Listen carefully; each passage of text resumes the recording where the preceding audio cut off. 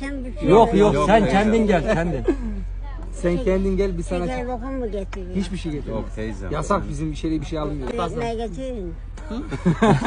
Kendim bütün. Sen mi yapıyorsun? Ha, Tamam, Tamam, sen getir. yapıyorsan alırız tamam. 10 tane ekmek getir.